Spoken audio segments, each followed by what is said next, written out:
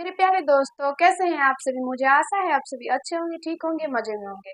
आज हम लोग करने वाले हैं क्वेश्चन नंबर 10 को और इसे अच्छे तरीके से समझने का प्रयास करेंगे। और अगर आप लोग पीछे वाला वीडियो नहीं देखे हैं तो जाइए देखिए और समझने का प्रयास कीजिए, क्योंकि आज इस पार्ट में आप लोगों को पीछे वाला पार्ट जरूर काम आने वाला है। क्योंकि मैंने आप लोगों को पीछे बताया निर्देशांक ज्यामिति के बारे में, जो कि आप लोगों का इससे पीछे वाला चैप्टर निर्देशांक ज्यामिति, यानी अभी जो हम लोगों का चैप्टर चल रहा है वो 2-4 वाला रैखिक समीकरण चल रहा है। और इससे पीछे वाला चैप्टर था वो निर्देशांक ज्यामिति था, जिसमें मैंने आप लोगों को आज इस क्वेश्चन से रिलेटेड बहुत सारे कंसेप्ट बताए हैं। तो जाइए देखिए, समझने का प्रयास कीजिए। और आप सभी को पता है कि हम लोग 9th मैथ के सीना कर रहे हैं। आप पीछे वाला वीडियो जाइए और एक बार जरूर जरूर जरूर देखिए। चलिए करते हैं क्वेश्चन नंबर 10 को। इसे भी अच्छे तरीके से समझने का प्रयास करेंगे। पहला समीकरण लेते हैं हम लोग। दिया गया है हम लोगों का, इसमें क्वेश्चन देखिए। सबसे पहले क्वेश्चन पढ़िए आप लोग।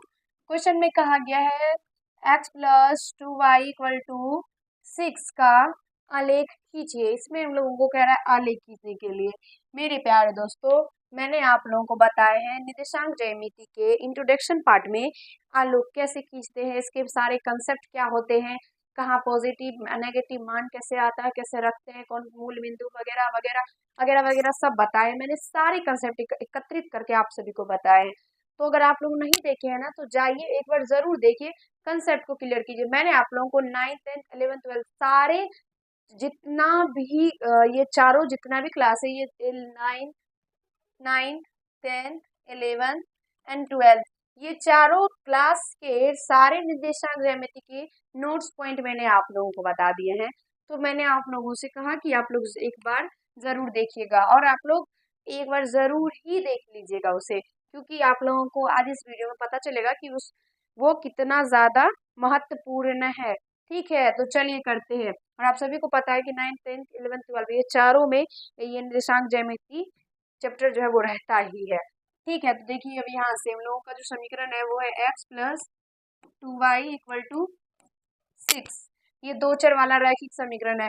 ठीक है, तो इसको हम लोग सॉल्व करेंगे कैसे। देखिए x का मान यहाँ से निकालेंगे तो ये हो जाएगा 6 - 2y। ठीक है, अब इसके बाद इसका हम लोगों को क्या करना है, मान सारणी निकालना है। हम लोग यहाँ से निकालते हैं मान सारणी। मेरे प्यारे दोस्तों, अच्छे तरीके से इस मान सारणी को सीखिएगा, क्योंकि आप लोग जब जाइएगा 10th में तो ये मान सारणी आप लोगों को बहुत ही ज्यादा काम देगा। ठीक है, एक बार जरूर अच्छे तरीके से देखने का प्रयास कीजिए और अच्छे तरीके से यहीं पर सीख जाइए, ताकि वहाँ पे कोई दिक्कत ना हो। ठीक है, क्योंकि बहुत सारे बच्चे होते हैं जिसको भी क्या होता है, तो ये सब कुछ आता है, कैसे क्या करना है वो सब आता है, लेकिन इसमें निकालने में मान सारणी निकालने में बहुत प्रॉब्लम होता है। ठीक है, हम देखें मेरे बैच में सब था, इसीलिए बोल रहे हैं आपको अच्छे तरीके से देखिएगा। तो यहाँ से देखिए, यहाँ पे एक्स और यहाँ पे वाई। तो यहाँ पे वाई है, सबसे पहले हम लोग वाई का मान रख करके एक्स का मान निकालेंगे। ठीक है, तो देखिए वाई का मान हम लोग क्या रखते हैं, तो वाई का मान अगर मान लीजिए कि हम लोग 1 रखते हैं।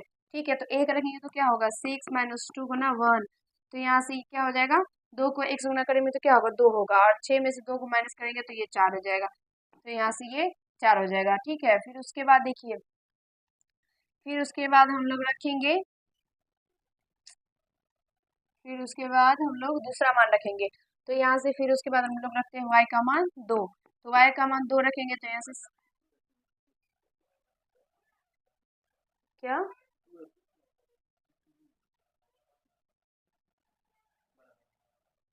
अच्छा इसमें, ठीक है सर, तो यहाँ से इसको मिटा देते हैं, क्योंकि सर ने कहा है कि यहाँ पे चार्ज है ना वो थोड़ा बड़ा आ जाता है, तो आप यहाँ पर 1 मत रखिए। कोई बात नहीं, 2 रखते हैं। तो y का मान अगर 2 रखेंगे तो क्या होगा, ये 4 और 6 में से 4 जाएगा तो ये 2 हो जाएगा। तो y x का वैल्यू 2 ही निकल के आ जाता है। फिर उसके बाद हम लोग रखते हैं y का वैल्यू 3। तो यहाँ से 3 रखेंगे तो क्या होगा, ये 6 हो जाएगा, और 6 में से 6 घटेगा तो ये 0 हो जाएगा। ठीक है, और आप चाहे तो ये 2 3 4 5 6 इसमें कितना भी मान ले सकते हैं। ठीक है, तो हम 2 ही लेते हैं, ज्यादा नहीं लेंगे। ठीक है, 2 ही लेते हैं। आप लोग को अगर चाहे तो आप लोग ज्यादा भी ले सकते हैं, कहीं से कोई दिक्कत नहीं होगा। जिस तरीके से मान निकालते हैं सभी को पता है कि कैसे मान निकालना है, तो वैसे करके आप लोग 3 4 5 6 7 जितना मन में आए उतना रख सकते हैं। अब बारी आती है ये पॉइंट का, यानी आलेख खींचना है। तो अब कैसे आलेख खींचेंगे, सबसे पहले आप लोगों को आलेख खींचना है किस पे, ग्राफ कॉपी पे। अरे यार बार बार क्यों दिक्कत हो रहा है यार, एक सेकेंड।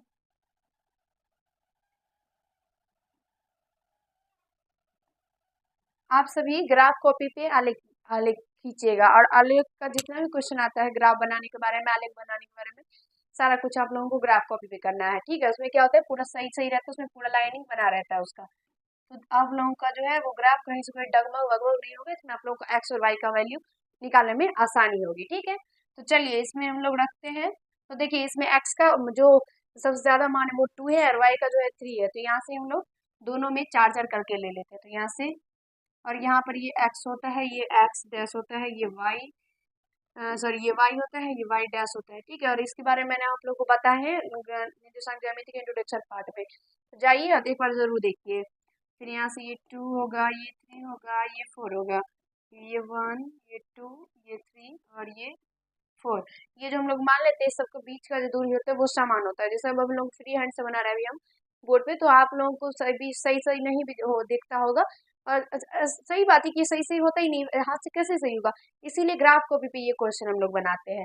तो देखिए इसमें पहला जो हम लोगों का है वो एक्स का वैल्यू उसमें 2 और वाई का भी वैल्यू 2 है। तो यहाँ से ये हो जाएगा यहाँ पर, तो एक्स का वैल्यू 2, एक्स का वैल्यू 2 और वाई का वैल्यू 2।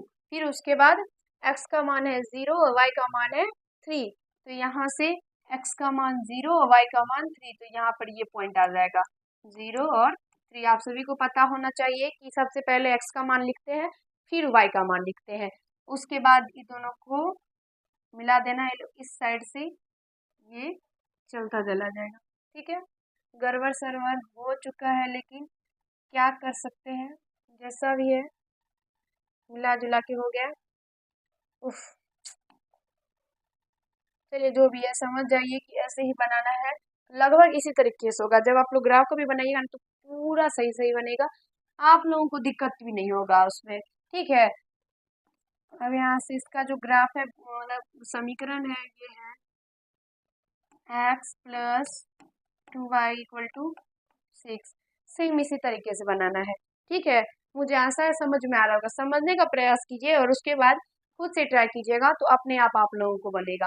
चलिए जल्दी से इसको नोट करना चाहते हैं तो कर सकते हैं, स्क्रीनशॉट लेना है तो वो भी ले लीजिए। आगे वाला क्वेश्चन बचा हुआ उसको भी करेंगे, समझने का प्रयास करेंगे। चलिए कर लिए होंगे, कितना इजी सा क्वेश्चन है, इसमें क्या ही डाउट हो सकता है। इसका अगला समीकरण जो इसका सेकेंड क्वेश्चन है वो देखिए, क्वेश्चन नंबर कितना था, ये 10 था। तो 10 में जो इसका अगला समीकरण वो X plus Y equal to 7, X plus Y equal to 7। चलिए थोड़ा सा पीछे चलते हैं, और अगला आप लोगों का क्वेश्चन देखिए, x plus 2y equal to 7 का आलेख कीजिए। खींच लेंगे, कोई बात नहीं। देखिए यहाँ से x का वैल्यू निकालते हैं तो क्या होगा, 7 माइनस वाई, और यहाँ से इसका मान सारणी,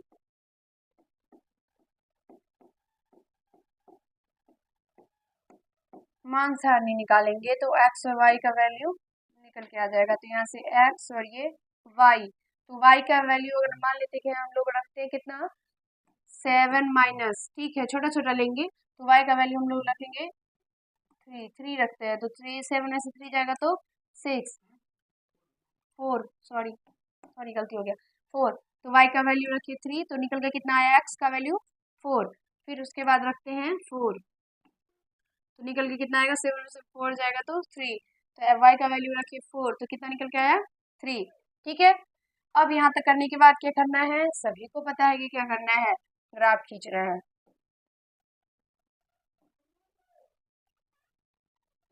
लाइन मेरा थोड़ा सा टेढ़ा मेरा हो गया है, आप लोगों को ग्राफ को भी बनाइएगा।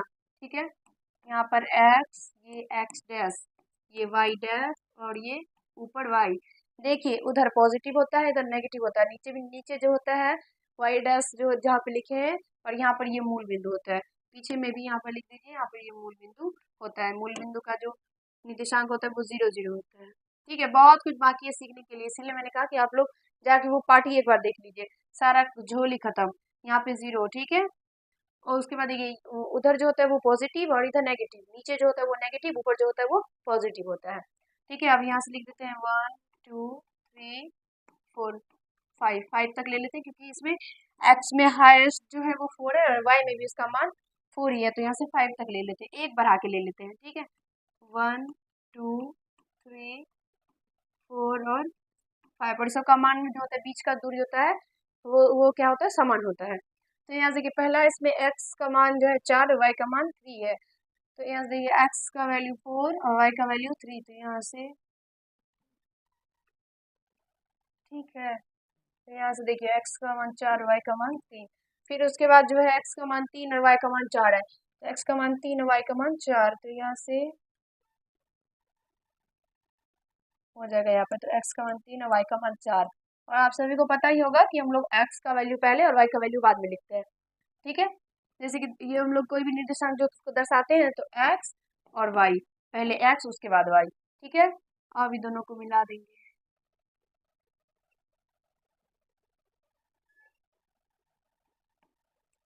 और इस तरीके से इसका ग्राफ बन के तैयार है। और ये कौन से समीकरण का ग्राफ है, x plus Y equal to 7। ठीक है, और मुझे आशा है समझ में आ गया होगा। इसको नोट कीजिए, आप लोग जल्दी से नोट कीजिए, और अगर समझ में आ रहा है तो लाइक कर दीजिएगा। ठीक है,